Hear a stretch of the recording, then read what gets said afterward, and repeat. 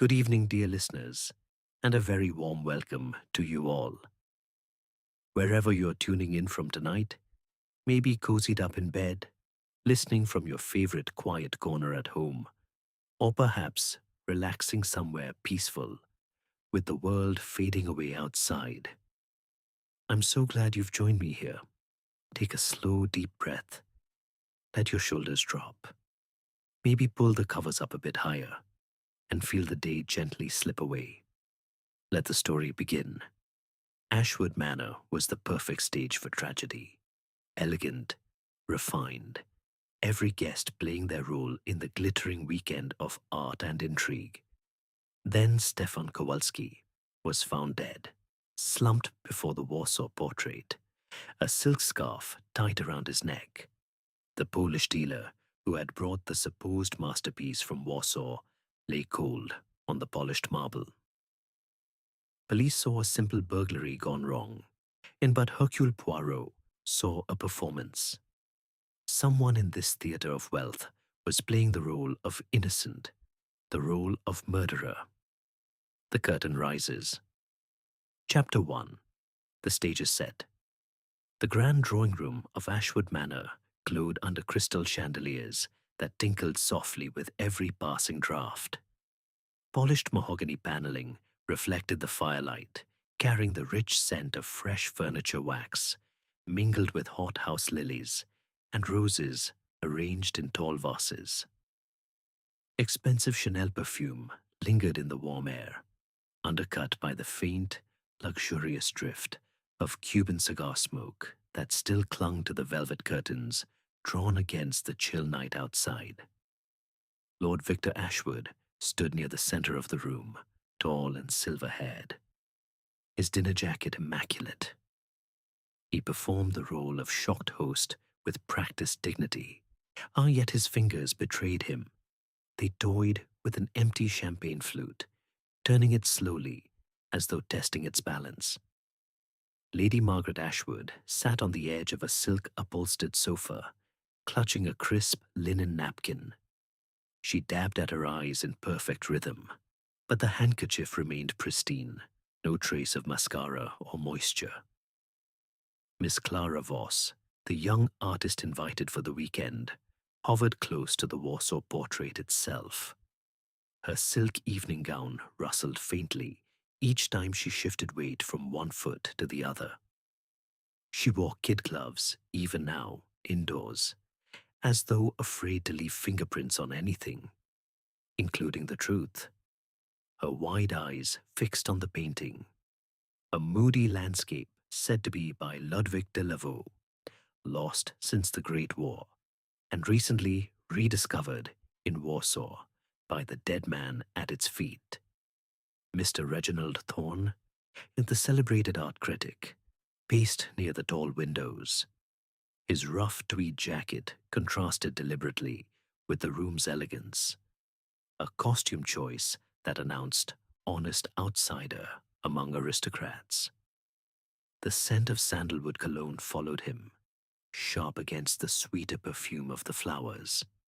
He stopped occasionally to glance at the portrait, lips pursed in what might have been professional appraisal, or something far less innocent.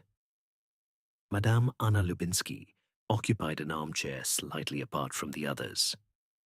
The Polish exile wore black velvet, simple yet expensive. Strong continental coffee steamed in the cup she held. She sipped it slowly, as though drawing calm from its bitter warmth. Her face showed lines of genuine fatigue, yet her posture remained composed. Too composed, perhaps, for a woman who had just lost a countryman in violent circumstances. The grandfather clock in the hall chimed 11, each note falling like a slow curtain between acts. Footsteps echoed on the parquet floor as the local inspector departed, satisfied, for the moment, that a burglar had struck and fled. The silk scarf used to strangle Stefan Kowalski had been left knotted at the victim's throat, an oddly theatrical detail. The man himself lay where he had fallen, one hand outstretched towards the portrait, as though trying to grasp its frame in his final seconds. Hercule Poirot arrived 20 minutes later, stepping from the cold terrace into the warm drawing room like a director entering a troubled rehearsal. His button shoes clicked softly. He paused just inside the doorway, green eyes sweeping the scene with quiet precision. Small hands smoothed an imaginary wrinkle from the sleeve of his perfectly tailored suit. He tilted his egg-shaped head slightly, as though listening to an orchestra only he could hear. "Bonsoir, mes amis," he said softly. Or perhaps, bonsoir is not quite correct. The night has become dramatic. Lord Victor stepped forward first. "Monsieur Poirot, thank God you were nearby. This is dreadful. Simply dreadful." Poirot inclined his head. "Dreadful, oui, but also interesting. A stage so beautifully set. And then, catastrophe." He moved closer to the body, careful not to disturb the scene the police had already photographed. "Observe, mon ami," he murmured, though no one stood immediately beside him. "The scarf is silk. Expensive, feminine almost. Not the choice of a common burglar in haste. You watch with Poirot, no? You see how Lord Victor's hand still turns that empty glass. A man truly shocked does not play with objects so rhythmically. He drops them, he crushes them, he forgets they exist." Poirot approached the portrait. The paint smelled faintly of linseed oil and age, yet something about the frame felt wrong. Too clean, too recently handled. He touched his magnificent moustache thoughtfully. "Miss Voss," he said without turning, "you were sketching this painting earlier today, I believe." Clara started. "Yes, yes, I was. It's extraordinary. The brushwork, the light, it's everything one dreams of in a lost master." "Dreams," Poirot repeated gently. "Dreams are dangerous things on a stage like this." He turned to her fully now.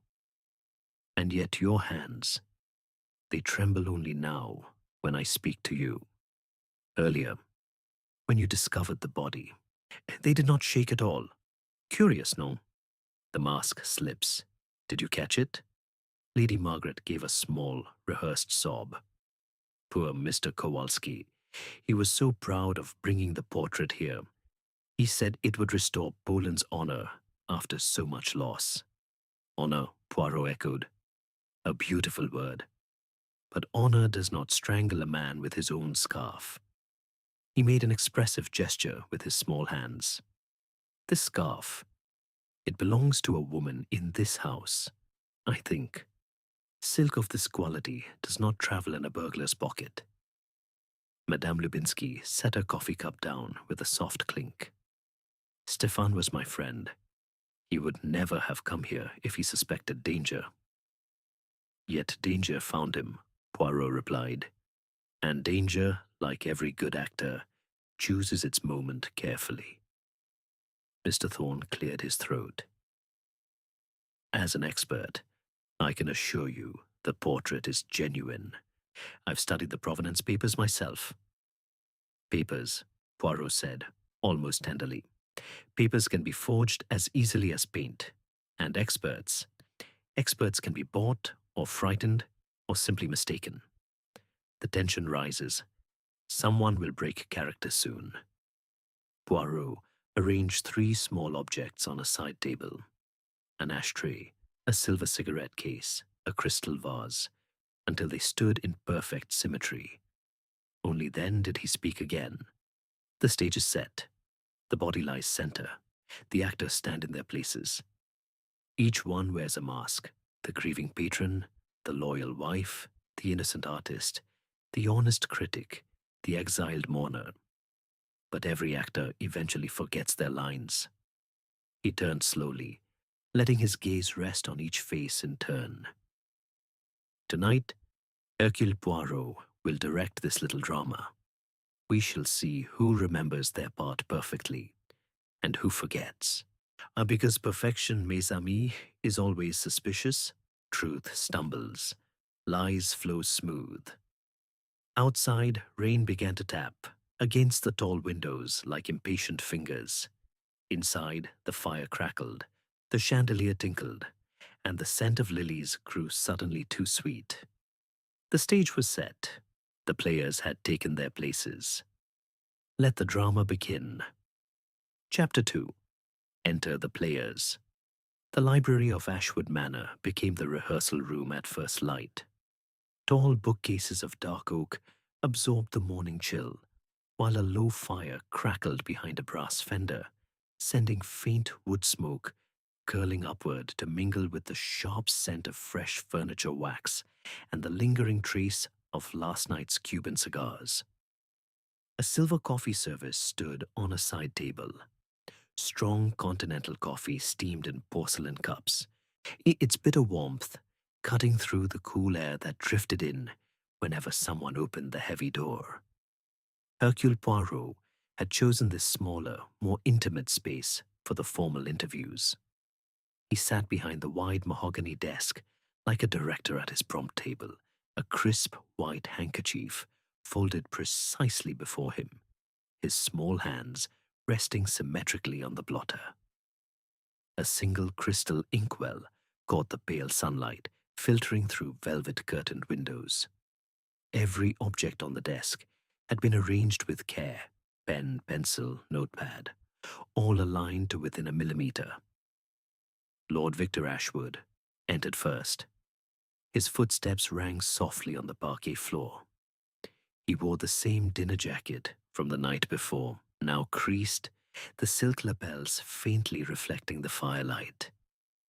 Monsieur Poirot, he began, voice measured. I trust you slept, as well as circumstances allow. Sleep is not the issue, my lord, Poirot replied gently. The issue is performance. He gestured to the chair opposite. Sit, if you please. We shall speak as one man of the theatre to another. Lord Victor sat. He crossed his legs with deliberate calm, yet his right hand rose to smooth an invisible crease from his trouser leg, once, twice, 3 times. You invited Mr. Kowalski here to display the Warsaw portrait, Poirot continued. A masterpiece, you believed, a triumph for English collectors and Polish heritage alike. Exactly so. Victor's tone remained steady. Stefan was ecstatic when he secured it in Warsaw. He said the paperwork was impeccable. Paperwork? Poirot echoed. And you examined this paperwork yourself? I trusted Stefan.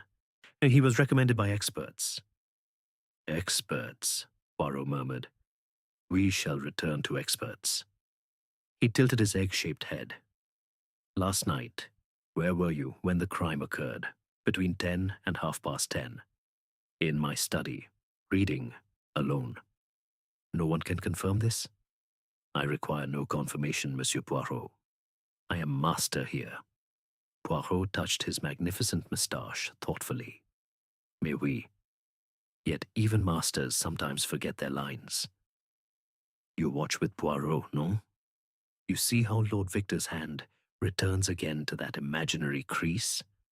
A man truly at ease does not groom fabric that is already perfect. Lord Victor departed with the same measured tread. The door closed softly behind him. Lady Margaret Ashwood entered next. Her silk morning gown rustled like distant applause. She carried the faint scent of Worth perfume, expensive and floral, undercut now by nervous perspiration. Such a dreadful business, she said at once, settling into the chair without waiting for invitation. Poor Stefan, he was so alive. Alive, oui, Poirot agreed. And now not. Tell me, Lady Margaret, where were you at the fatal moment? On the terrace. I needed air. The drawing room had grown too warm. Alone. Yes, quite alone. Poirot made a small note. You heard nothing? No cry, no footsteps. Nothing. Only the rain beginning. Rain, he repeated. Rain covers many sounds and many lies. He leaned forward slightly. Observe, mon ami. This lady plays grief with elegance. But observe also the way her fingers twist the edge of her sleeve. Genuine sorrow clutches at the heart. Performed sorrow clutches at fabric. The mask slips. Did you catch it? Lady Margaret rose abruptly. Do if that is all. For the moment, madame. Merci. Miss Clara Voss followed. Her kid gloves were immaculate, yet she kept smoothing them as though they might betray her. The silk of her blouse caught the firelight, shifting with each quick breath. You are the artist, Poirot began pleasantly. You sketched the portrait yesterday. Yes, it was inspiring.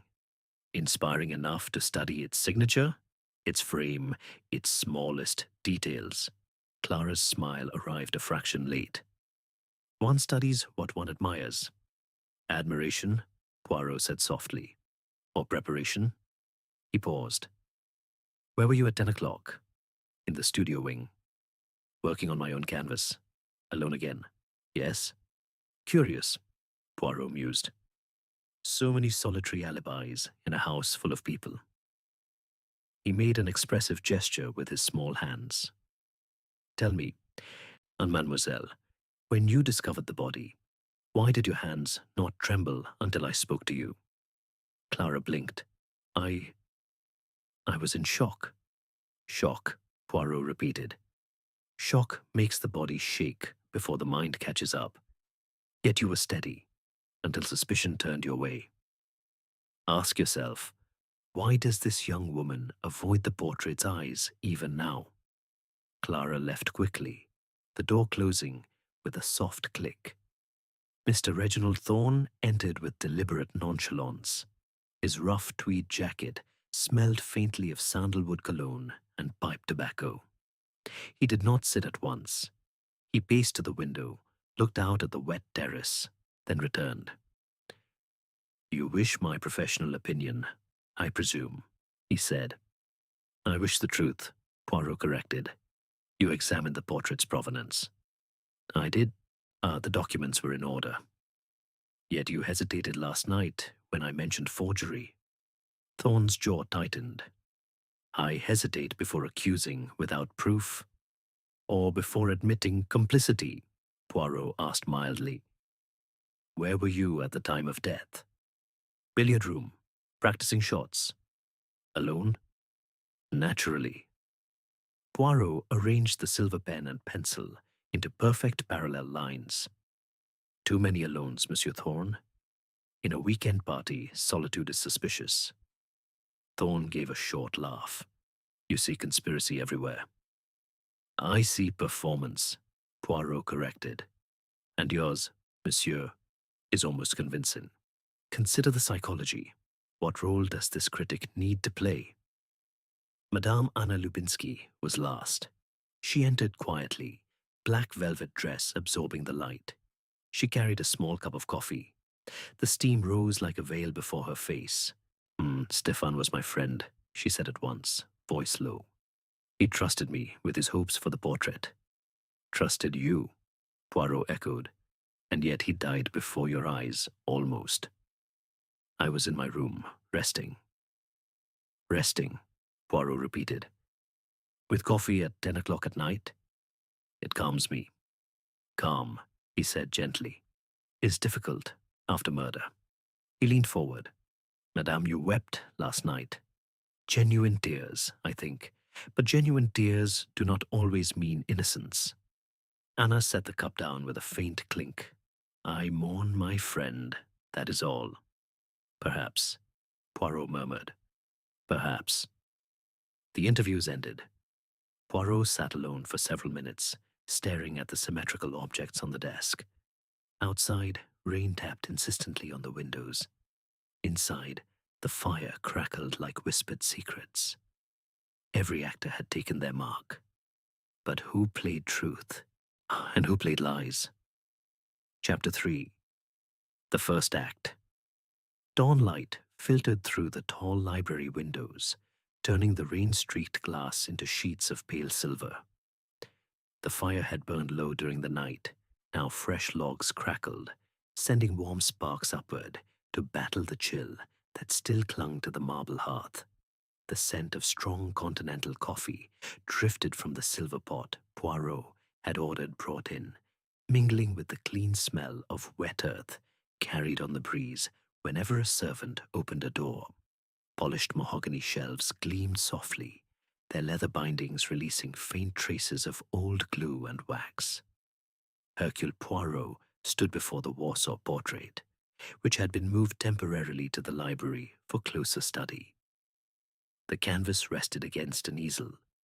Its frame caught the firelight, throwing small glints across the detective's buttoned shoes.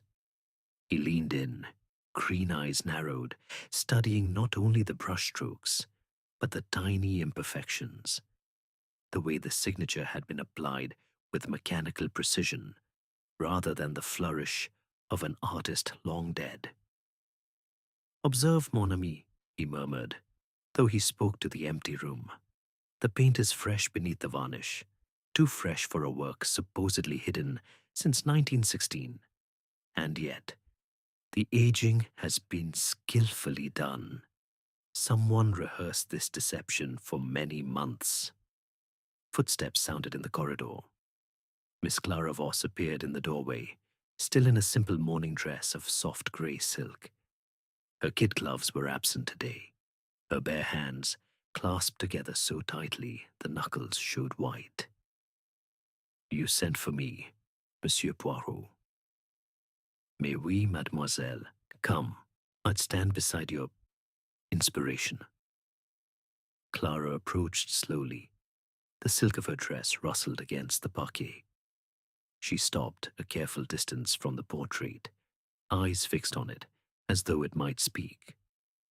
"You sketched this yesterday afternoon," Poirot began pleasantly. "You told me the brushwork was extraordinary. The light, the composition, everything one dreams of in a lost master." "I did say that." "Tell me again. Describe the signature." "Exactly as you saw it." Clara hesitated. Her gaze flicked to the lower right corner of the canvas, then away. "It's small, elegant. The L has a distinctive loop. The date beneath, 1897. Poirot tilted his egg-shaped head. "And the frame? You examined the frame also?" Yes, old gilt. Somewhere on the corners." "Where?" Poirot repeated softly. "Yet last night, when I touched the frame, it was smooth. No too smooth, no dust in the crevices, no tiny chips from decades of handling. Curious, no?" Clara's breathing quickened, though she tried to mask it with a small cough. "The performance. She stands composed, yes. The voice remains steady. The eyes meet mine when required. The tell. But observe, the moment I mention the frame, her left eyelid twitches. Once, twice. A tiny betrayal no rehearsal can entirely prevent. The psychology. I am reminded of the case of the forged Vermeer in Amsterdam, where a clever dealer performed the role of scholarly discoverer for nearly 2 years. He had studied every mannerism of the genuine connoisseur, the thoughtful pause, the slow nod, the precise way of holding a magnifying glass. He rehearsed before mirrors until even his breathing matched the part. Yet when I asked him to handle the canvas directly, his fingers closed too neatly, too confidently. A true scholar trembles slightly at the touch of genius. A forger grips it like property. In that affair, as here, the body revealed what the mind tried to hide. The little grey cells do not need grand clues. They need only the small, involuntary gesture, the twitch, the too steady hand, the breath held 1 second too long. Miss Clara's eyelid has just spoken louder than her words. The truth. Therefore, mademoiselle, you did not merely admire this portrait. You created it, or helped create it. Your performance of innocent artist was technically perfect, until the body remembered what the mouth wished to forget. You see it now, no? The theater begins to crumble. Clara's face strained of color. She took one step backward, silk whispering against the floor. "Uh, I don't know what you mean." "You know precisely what I mean," Poirot said gently. When a lie is rehearsed too often, the actor forgets that truth requires no rehearsal. Truth simply is. He made an expressive gesture with his small hands. "Last night, you trembled only when I spoke to you. Today you tremble before I have finished speaking. The mask slips, mademoiselle. Did you catch it yourself? Ask yourself, why does this young woman suddenly find the portrait so difficult to look at? A moment ago it was her inspiration. Now it is her accuser." Clara pressed her lips together. No tears came, yet her shoulders hunched forward, the first genuine collapse of posture Poirot had seen from her. "The first act is not yet finished," Poirot continued, "but already some masks have cracked. The forger's hand is steady when it paints, and it trembles only when discovery approaches."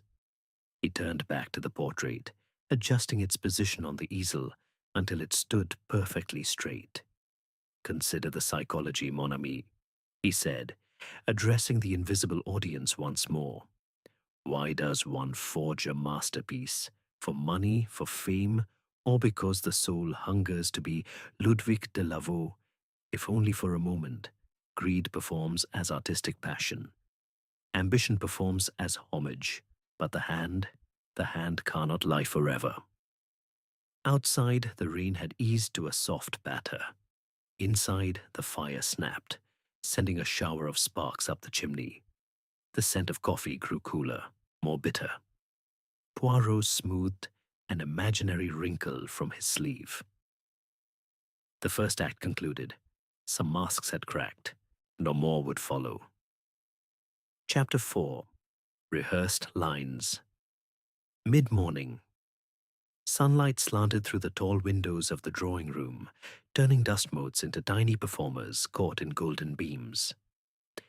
The air carried the rich aroma of freshly brewed coffee from the silver pot on the sideboard, now laced with the sharper scent of nervous sweat beneath expensive perfume. Polished mahogany tables gleamed.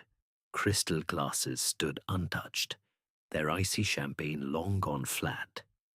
The fire had been rebuilt, crackling steadily against the lingering chill that seeped from the rain-damp terrace beyond the velvet curtains. Hercule Poirot moved among the suspects like a director tightening cues before opening night. He had summoned them all back to the room where the body had first been discovered. The Warsaw portrait now hung in its original place above the mantel, and restored to its frame but stripped of illusion, its secret exposed, though not yet fully confessed. Lord Victor Ashwood stood nearest the fireplace, one hand resting on the cold marble mantel, as though anchoring himself to the house itself. His silver hair caught the light, but his posture had lost its easy command. "Monsieur Poirot," he began, voice still carrying the tone of authority, "you have made certain implications about the portrait. I insist we speak plainly." "Plainly?" Poirot echoed mildly. He adjusted a silver ashtray until it sat in perfect alignment with the cigarette case beside it. "Very well. The portrait is a forgery. Skillfully done, yes, but a forgery. And Stefan Kowalski knew it. He intended to expose it, for a price, perhaps. Someone preferred silence." Victor's fingers tightened on the mantel. "You accuse me of murder over a painting." "I accuse no one yet," Poirot said gently. "I merely test the script. Your alibi, milord. The study, alone, reading."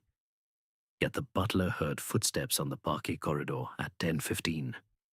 Footsteps that paused outside the drawing-room door. Victor's jaw worked once. Servants can be mistaken. "Servants," Poirot murmured. or memory can be convenient. He tilted his egg-shaped head. Observe, mon ami. This man plays outraged innocence. But observe the hand on the mantel. It trembles now. A tremor too small for most eyes, but not for Poirot. Lord Victor drew himself up. I have nothing more to say. Yet you will say more? Poirot replied. In time. Lady Margaret entered the circle next, her silk morning gown whispering with each step. She carried a faint scent of Worth perfume, now overpowered by the bitter edge of black coffee she had drunk too quickly. You wish to question me again?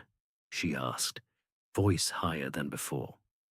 I wish to remind you, madame, Poirot said, that midnight footsteps were heard on the terrace last night. Not yours, you claimed, yet your bedroom window overlooks that very terrace, and your maid reports that your outdoor shoes were wet this morning, wet with rain that began only after 10:30. Lady Margaret's hand flew to her throat. I stepped out briefly. For air, I told you. For air, Poirot repeated. Or to meet someone, to pass a message, to ensure silence. Her eyes darted toward her husband, then away. You twist everything. No, madame. I merely shine the spotlight where shadows have grown comfortable. Poirot made a small, expressive gesture. Your performance of the loyal wife has been admirable, but loyalty does not require wet shoes at midnight. The mask slips. Did you catch it? The glance toward Lord Victor was too quick, too guilty. Mr. Reginald Thorne strode in next, rough tweed jacket buttoned tightly as though armored. Sandalwood cologne preceded him, sharp against the softer scents of lilies wilting in their vases. You've decided I'm part of this conspiracy, I suppose, he said, without preamble. I have decided nothing, Poirot corrected, but I have noticed contradictions. You claim expertise. Yet when I asked you yesterday to describe the craquelure, the fine network of cracks that should appear on genuine 19th century oil, you hesitated. Genuine experts do not hesitate over craquelure. Thorne's lips thinned.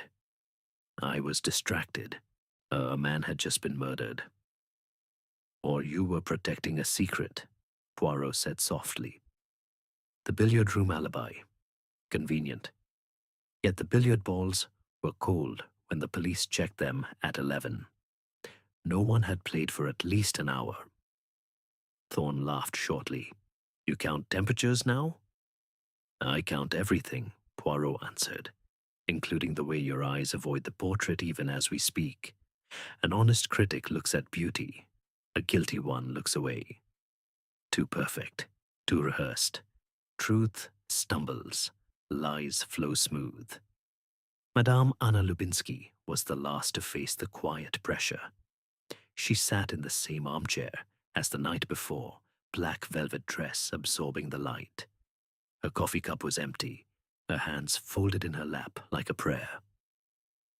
Madame, Poirot began, you mourn your friend. That much is genuine.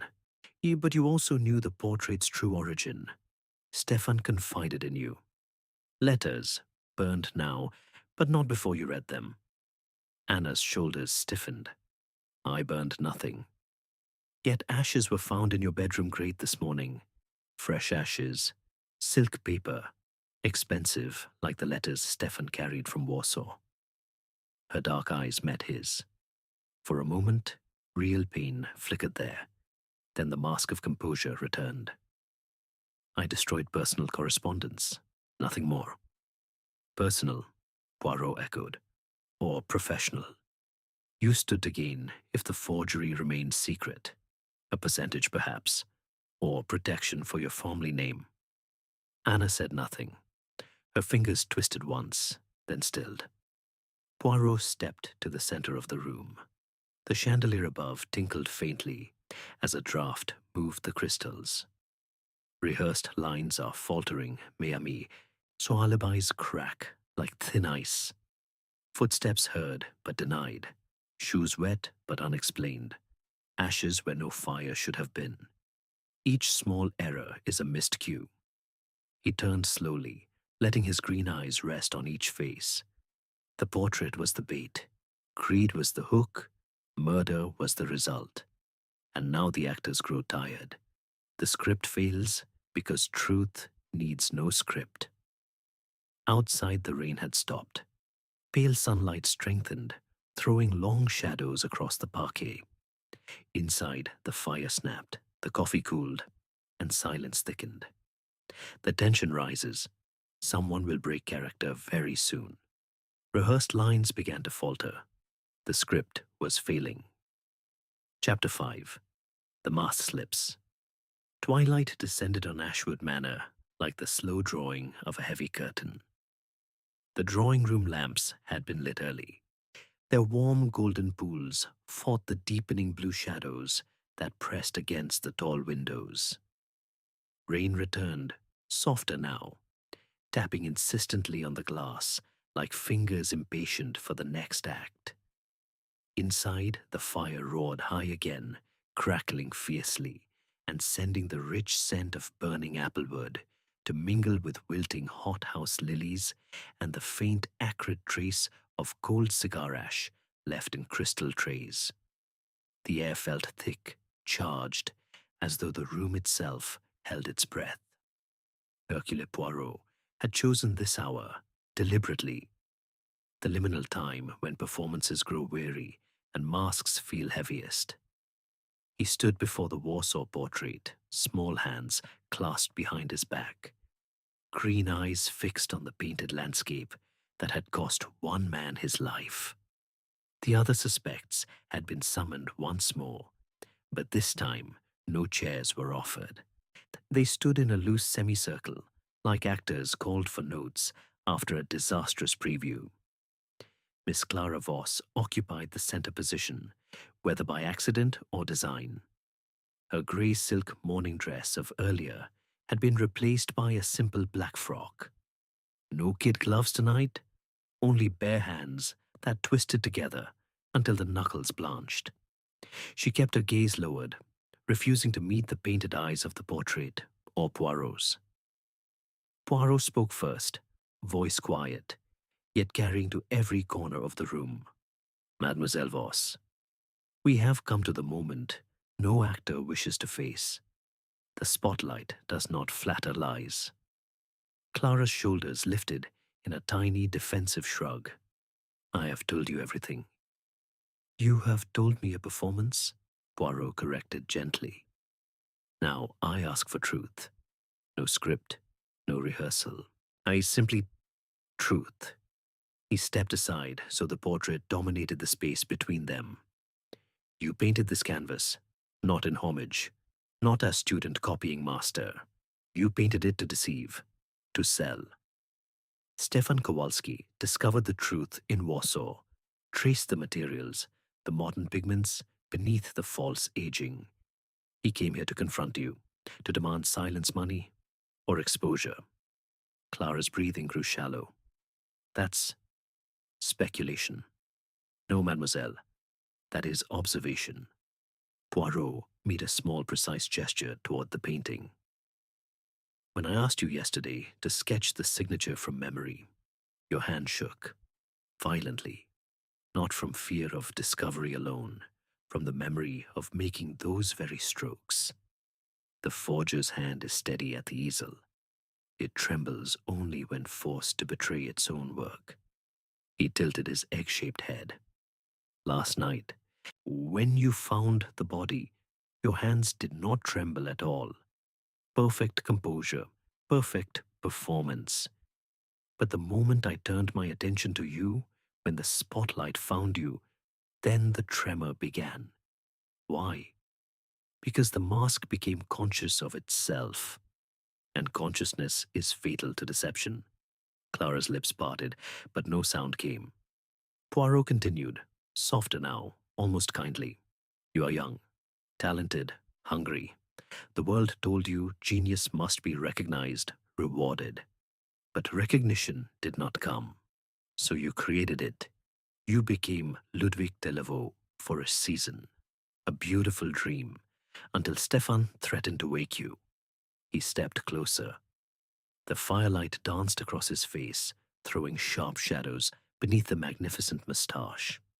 Tell me, mademoiselle, when you tied the silk scarf around his throat, did you feel like an artist completing a composition?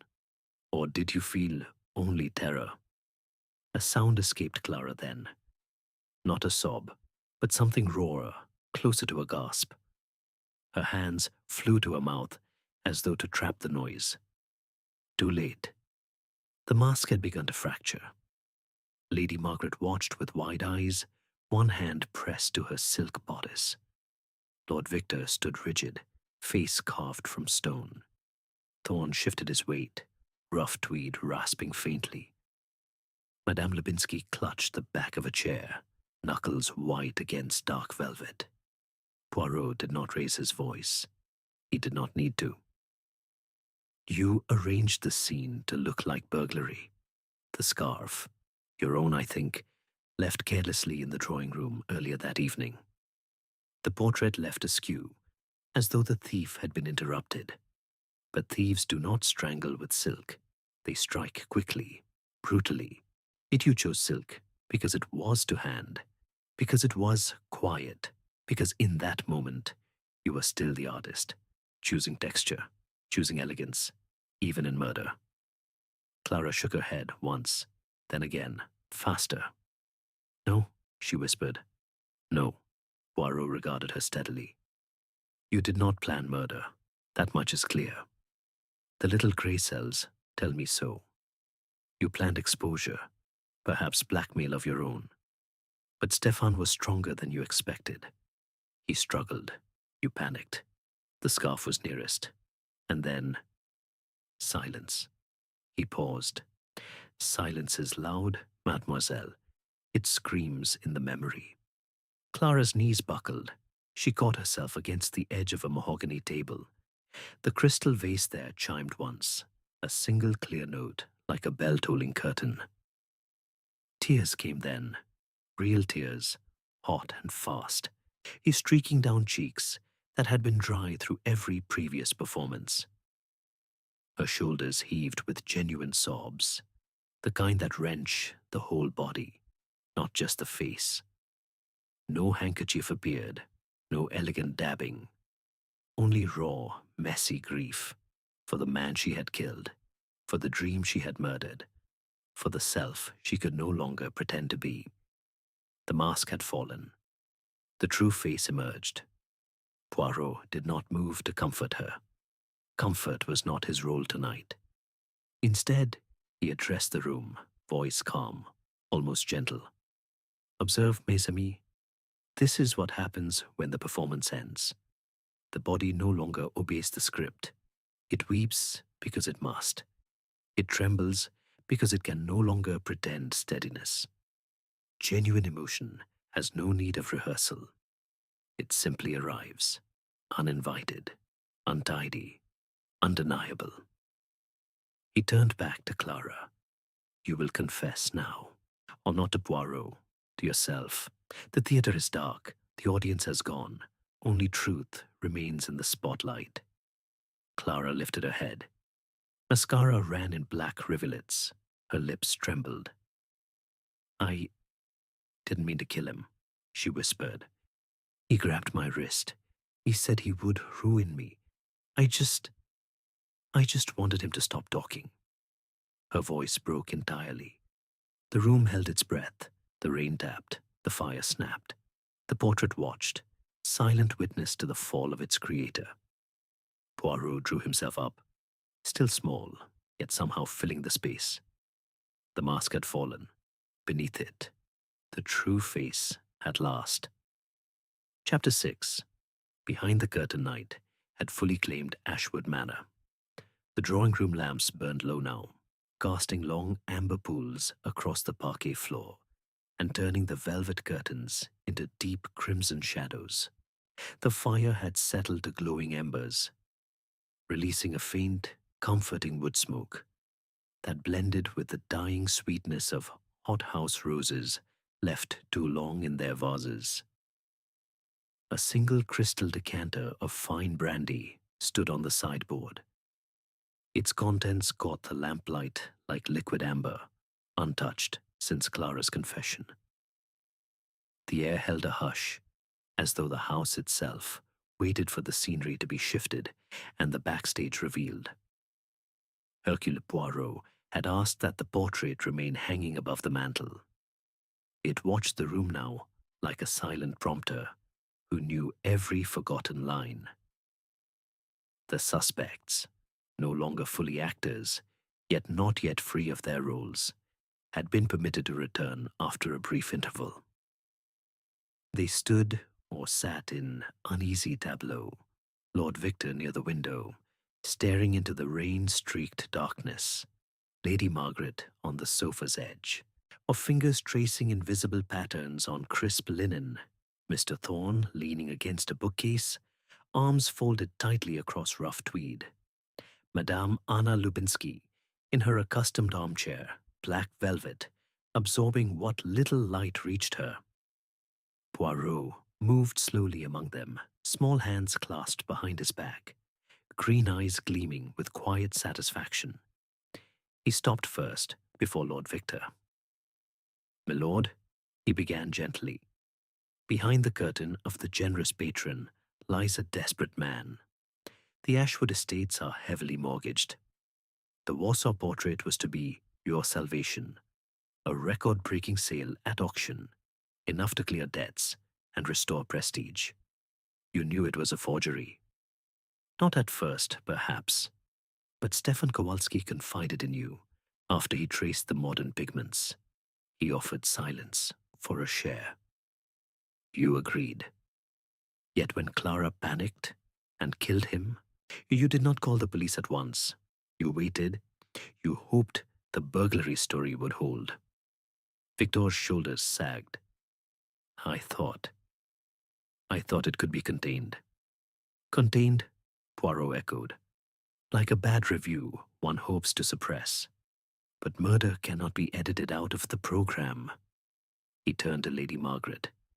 "Madame, your loyalty masked deep resentment.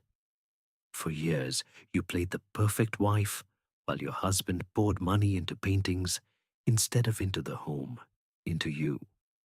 When you learned the portrait was false, and worse, that Victor had known and still planned to profit, you saw your chance. Not to kill, none, but to let events take their course. You heard Clara and Stefan arguing on the terrace earlier that evening. You did nothing to intervene. Later, when the body was found, you stepped out to the terrace, not for air, but to remove a small, incriminating item Clara had dropped. Perhaps a paint-stained rag she used to wipe her hands. Your shoes were wet because you walked through the rain to dispose of it in the shrubbery." Lady Margaret gave a small, broken sound. "I hated what it was doing to him. To us. Hate performs as loyalty for a very long time," Poirot said softly, "until the curtain thins." Mr. Reginald Thorne straightened as Poirot approached. Chapter 7. The Final Act. The drawing room of Ashwood Manor had become a theatre stripped to its essentials. Every lamp burned at full strength, turning the crystal chandelier into a constellation of sharp, accusing points of light. Velvet curtains were drawn wide, revealing only rain-lashed darkness beyond the tall windows. The fire had been allowed to sink low.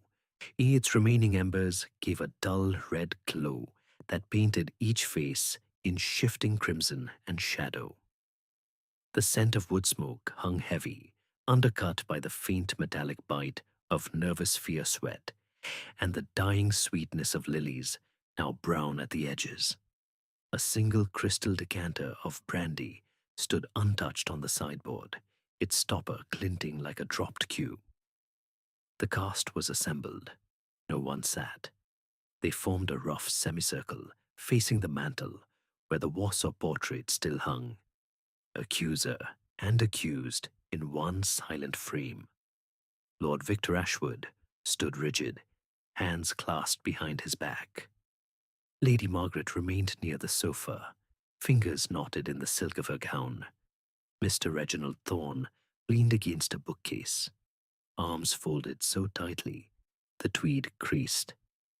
Madame Anna Lubinski occupied her familiar armchair, a black velvet absorbing the light like a void. Miss Clara Voss stood slightly apart, pale and trembling, mascara tracks long dried on her cheeks. No one spoke. The grandfather clock in the hall chimed once, a single solemn note that fell into the silence like the raising of a baton. Hercule Poirot stepped into the center of the circle. Small, immaculate, he drew himself up to his full, still modest, height.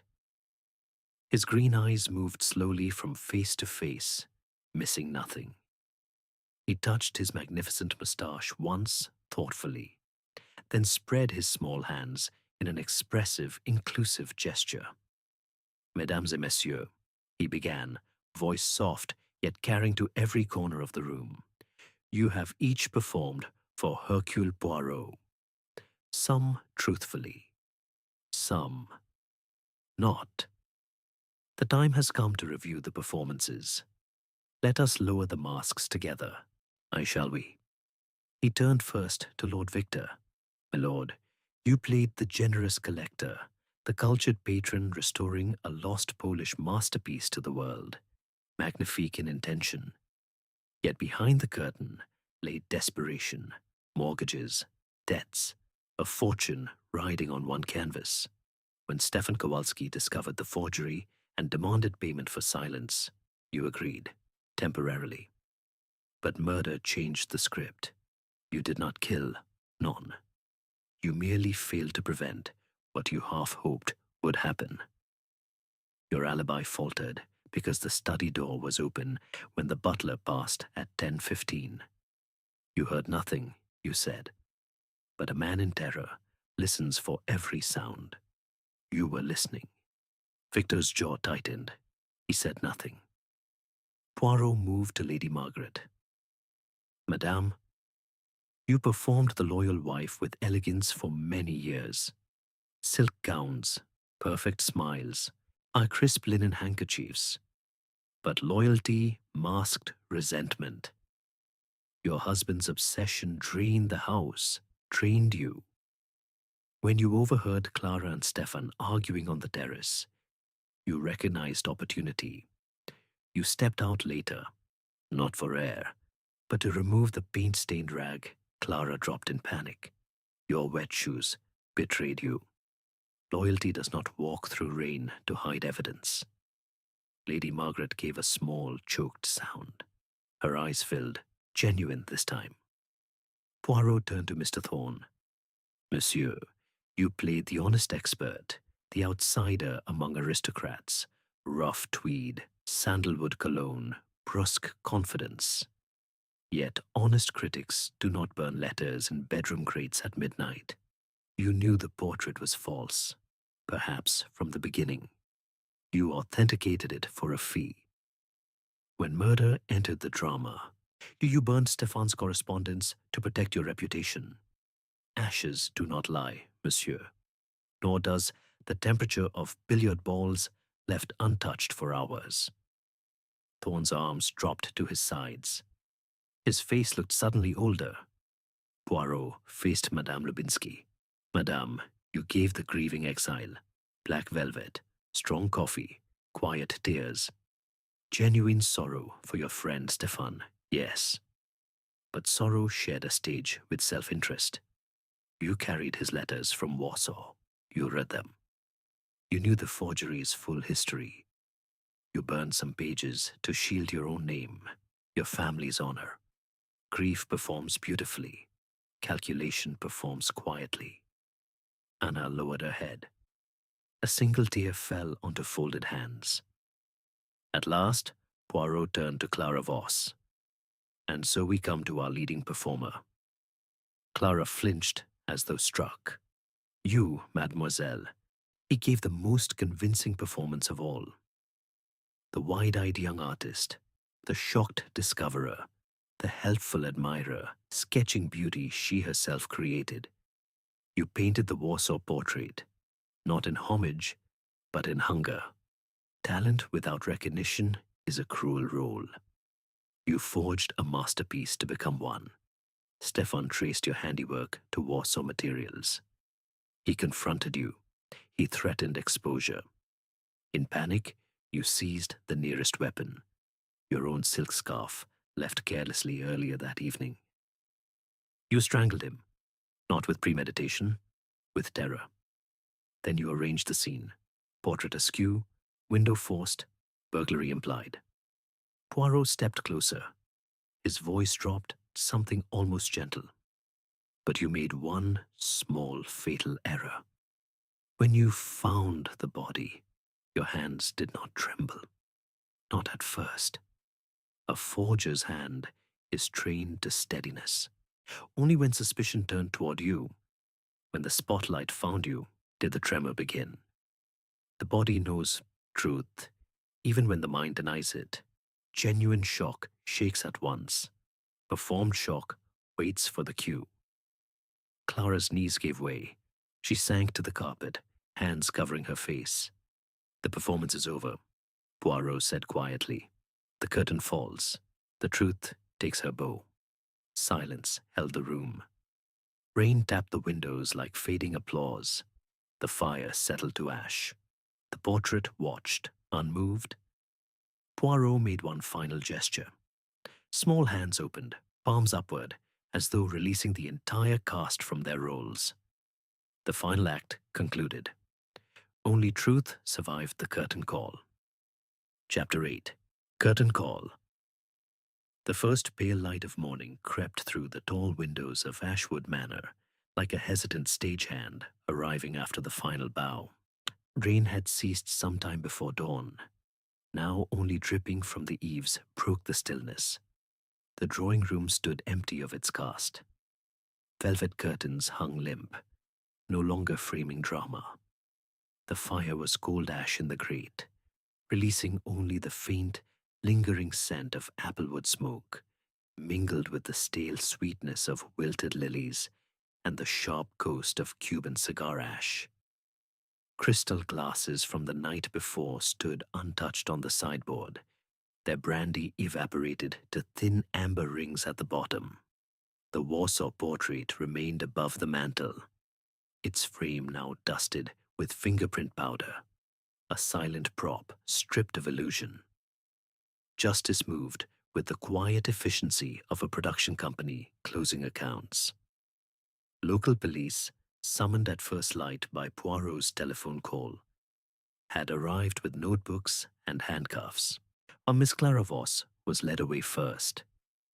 She wore the same simple black frock from the previous evening, now creased and faintly stained with tears that had dried hours ago. No silk gown, no kid gloves, no rehearsed poise. Her hands were cuffed before her. The tremor that had once betrayed her now shook her shoulders in small, helpless waves.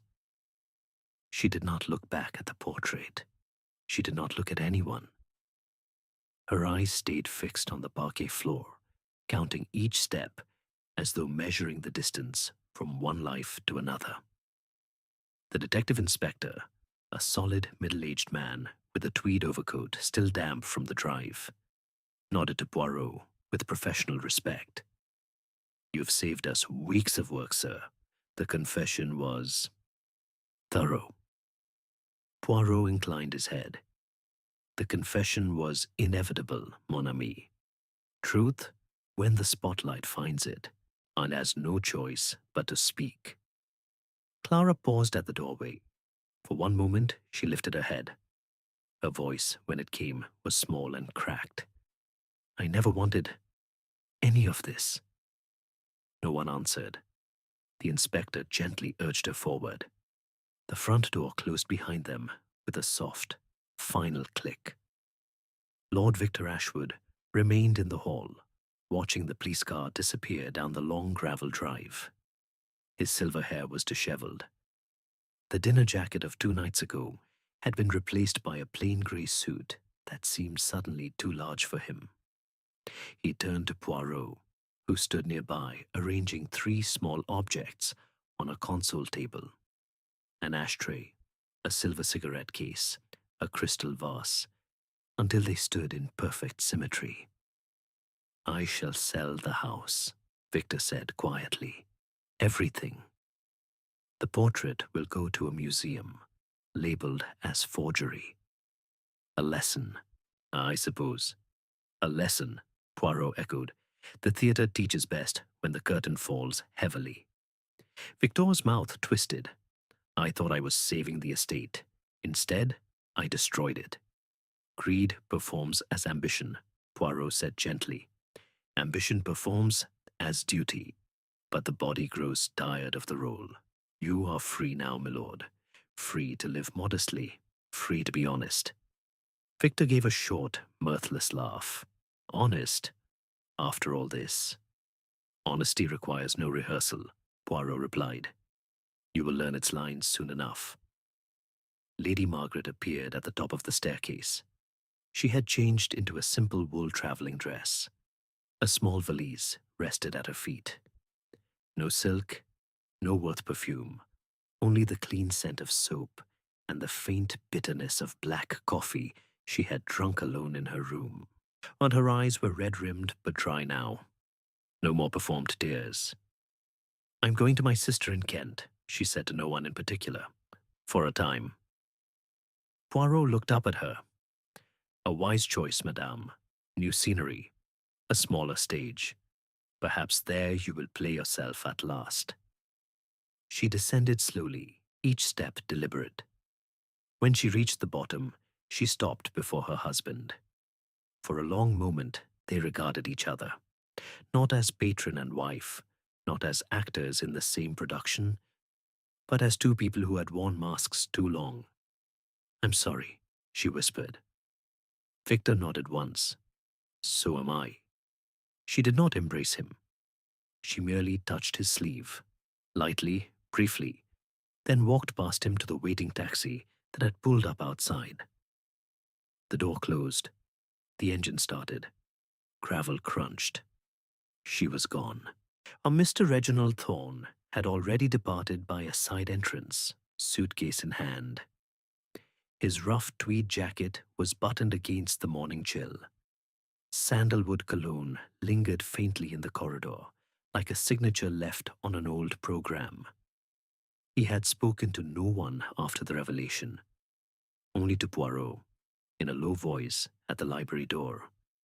"I shall write no more reviews for a year, perhaps longer. I need to remember what honesty feels like." Poirot had merely inclined his head.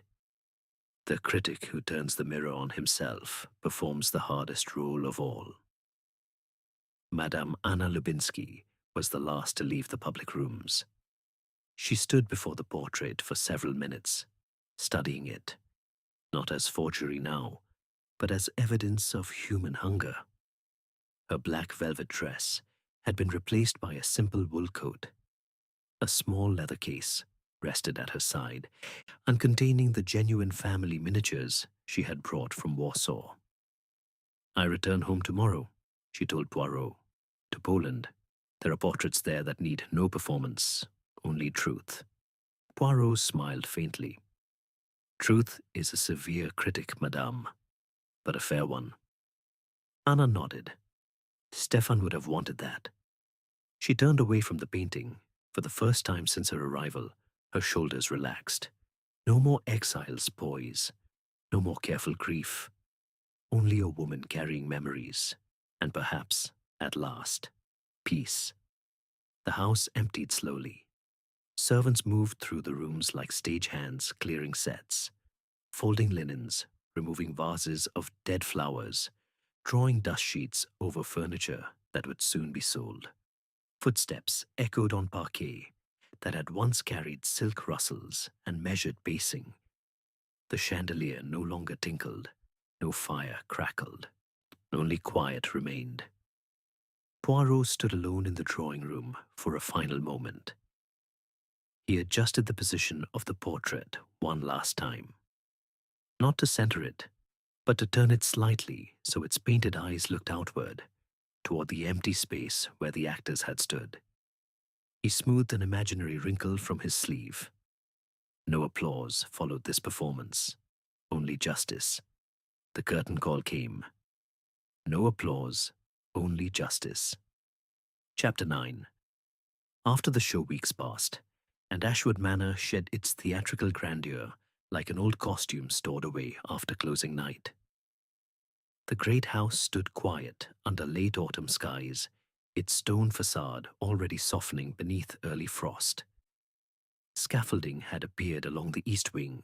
Painters in plain overalls worked methodically, stripping away the last traces of Art Deco elegance that had once framed murder. Inside, dust sheets covered the mahogany and velvet. Crystal chandeliers had been taken down, wrapped carefully, and sent to auction. The scent of furniture wax and hothouse lilies was gone, replaced by the clean smell of turpentine and fresh plaster. Only the parquet floors still echoed faintly, remembering footsteps that would never return in the same way. Lord Victor Ashwood had sold the estate to a syndicate of London investors who planned to convert it into a small conference centre. He retained only a modest townhouse in Kensington, its rooms sparsely furnished with pieces too personal to part with. The collection, once the pride of generations, was dispersed. Lesser paintings to regional galleries, the finest to private buyers who asked no questions about provenance. But Victor himself had taken up quiet work cataloguing manuscripts for the British Museum. His days now passed among yellowed paper and soft reading lamps rather than spotlit canvases. He wore tweed jackets still, but softer ones, without the need to perform authority. When friends asked how he fared, he answered simply, "I'm learning to live with less applause." Lady Margaret had settled in a small cottage near her sister's home in Kent. The garden there was modest, rows of lavender, a few rose bushes, no grand terraces overlooking rain-lashed lawns. She spent mornings pruning and planting, hands in dark earth, rather than clutching crisp linen napkins. The silk gowns had been given to charity. She wore wool cardigans now, sensible shoes, and let her hair grow naturally streaked with silver. Letters arrived occasionally from old acquaintances, polite inquiries after her health. She answered them briefly, then returned to the garden. One afternoon, she found an old sketch Clara had once given her. A quick study of the manor's west facade under summer light. Margaret looked at it for a long moment, then placed it carefully in a drawer. Not hidden, merely set aside. She no longer needed to perform loyalty. She was learning, slowly, to feel it again. Miss Clara Voss awaited trial in a women's prison on the outskirts of London. The cell was small, the light harsh, yet she had asked for paper and charcoal. The prison authorities, surprised by her quiet request, provided both. She drew daily. Still lives of a tin cup, a barred window, the curve of another inmate's shoulder as she read. No forgeries, no grand landscapes pretending to be lost masters. Only what she saw before her, rendered with an honesty that had come too late. Her hands no longer trembled when she worked. The steadiness of the forger had become the steadiness of truth. Visitors were few. One afternoon her former tutor, an elderly painter who had once praised her talent, came. He sat across the table in the visitors' room and said nothing for several minutes. Then, "You had the gift. You only needed time." Clara smiled faintly. "Time is what I have now." When he left, she returned to her cell and began a new drawing, not of the prison, but of a single rose wilting in a cracked vase. She titled it simply, "After." Mr. Reginald Thorne had retreated to a small flat above a bookshop in Bloomsbury. He no longer reviewed for the major papers. Instead, he wrote long, private essays on authenticity, on what it meant to look at a painting and see only what was there, not what one wished to sell. His rough tweed jackets hung in the wardrobe. He wore plain jumpers now, sleeves rolled to the elbows. The scent of sandalwood cologne had faded. He smelled faintly of ink and old paper. One evening, he attended a small exhibition of student work at a local gallery. He stood before a modest landscape, nothing like the Warsaw portrait, and felt no urge to pronounce judgment. He merely looked. For the first time in years, looking was enough. Madame Anna Lubinsky had returned to Warsaw. The journey by train had been long. She spent most of it gazing out at passing fields, thinking of Stefan. In the city, she reclaimed the family apartment on a quiet street near the Vistula. The genuine portraits, small, so honest oils of ancestors, hung once more on the walls. No spotlights, no auctions.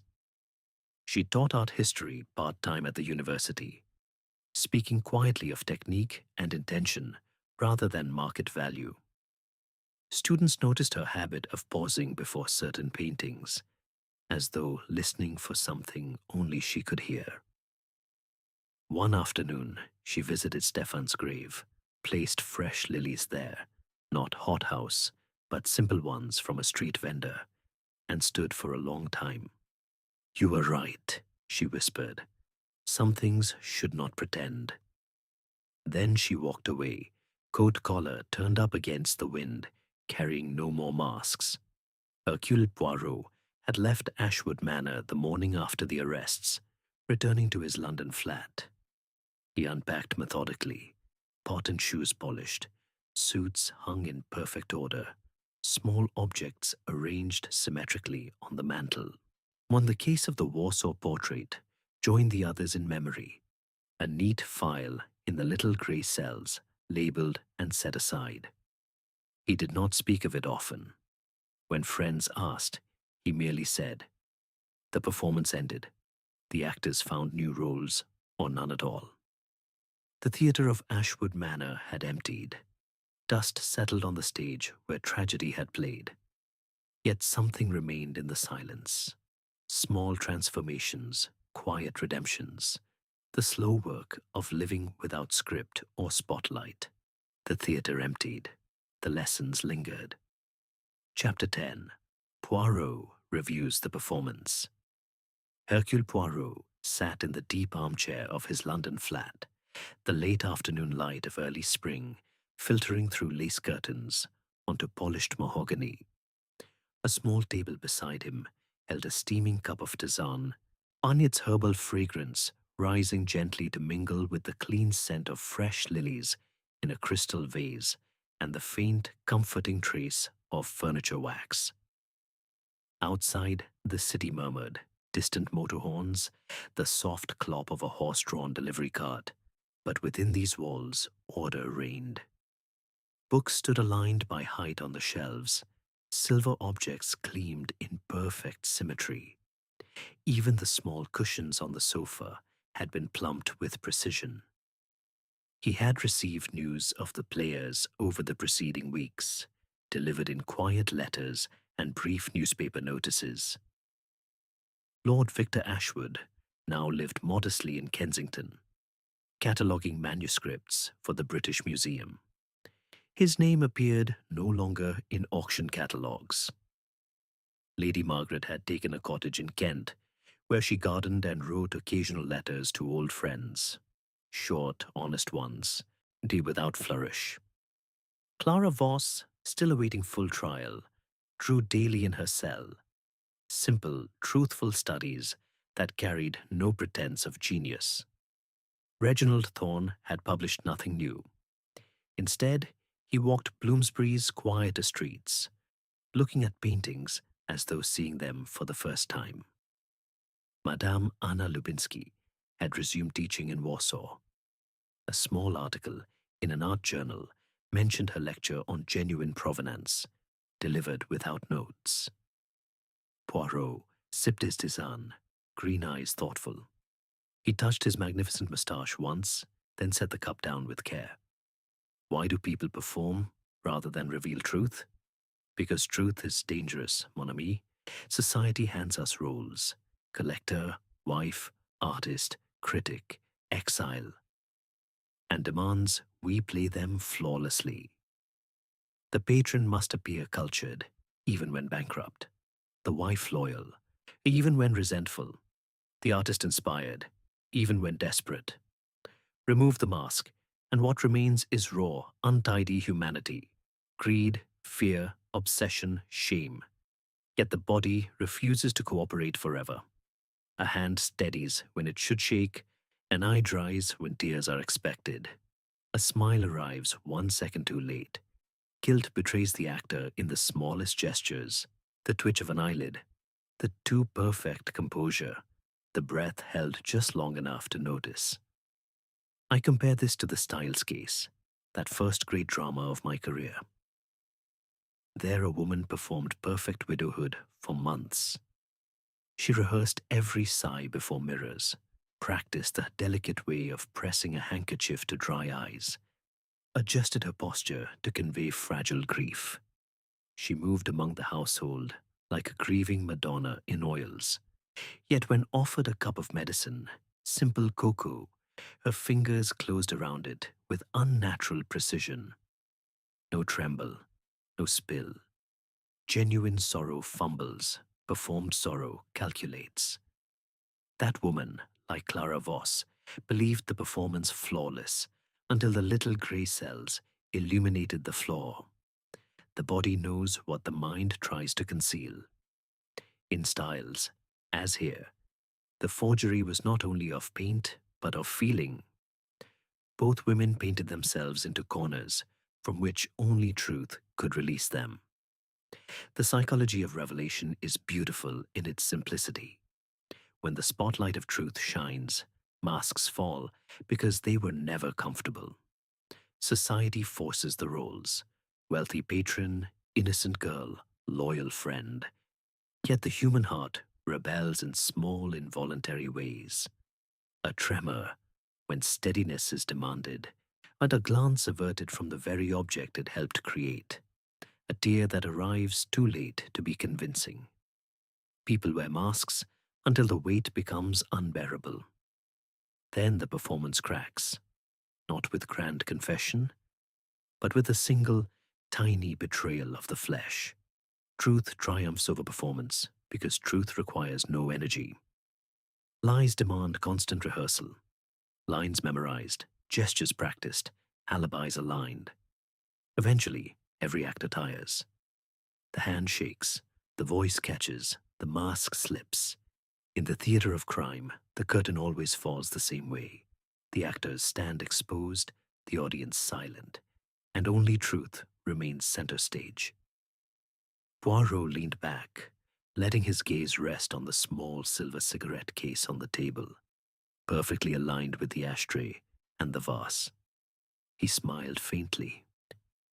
You, mon ami, have watched this drama with care. You noted the performances. Lord Victor's steady hand pouring champagne over shock. Lady Margaret's dry handkerchief dabbing at grief that never fell. Clara's tremor arriving only when suspicion turned her way. Thorne's averted eyes. Anna's too perfect composure masking calculation. You saw the psychology beneath. The hunger to be more than one is. The fear of being less. You are no longer the passive spectator in the stalls. You have become the careful observer, the one who watches not the grand speeches, but the small gestures when the spotlight has not yet found them. This is the true gift of such cases. Not merely justice served, though that is satisfying, but the lesson that lingers after the theater empties. Every human being wears a mask, yet every mask eventually betrays its wearer.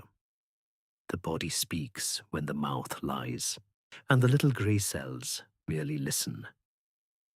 Poirot rose slowly, crossed to the window, and looked down at the quiet street below. A light rain had begun again, tapping softly on the glass, like the last polite applause of an audience departing. Until the next theatre of crime, mes amis, Poirot will be watching, be